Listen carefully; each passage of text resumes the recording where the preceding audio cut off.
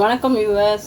இன்றைக்கி நம்ம என்ன பார்க்க போகிறோம்னா காலிஃப்ளவர் 65 அதை ஒரு மில்லட் பவுடரை வச்சு பண்ண போகிறேன். அதாவது கேழ்வரகு மாவு அதையும் ஆட் பண்ணி கொஞ்சம் ஹெல்த்தியாக நம்ம என்ன சாப்பிட்றோமோ அதில் கொஞ்சம் நம்மளால் முடிஞ்ச சிறுதானியங்களை கொஞ்சம் கொஞ்சம் சேர்த்துக்கணும். கலர் கொஞ்சம் லைட்டாக சேஞ்ச் ஆகும்.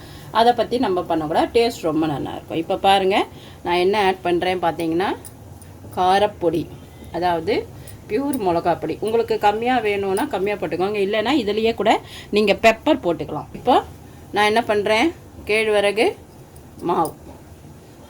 மாவை தூவிருக்கேன். அரிசி மாவு, கடல மாவு,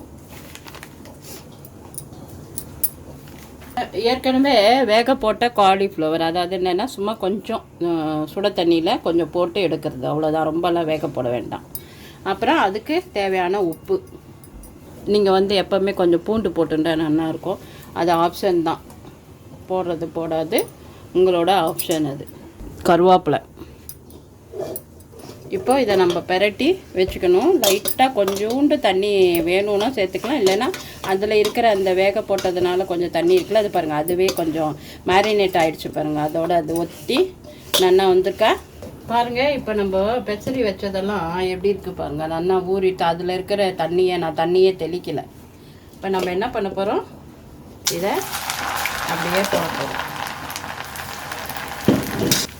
என்னடா போட்ட உடனே ஆயிடுச்சுன்னு சொல்கிறாளேன்னு பார்க்குறீங்களா? அவ்வளோதான், 2 மினிட்ஸ் தான். வெந்துடுத்துனா எடுக்க வேண்டியது தான்.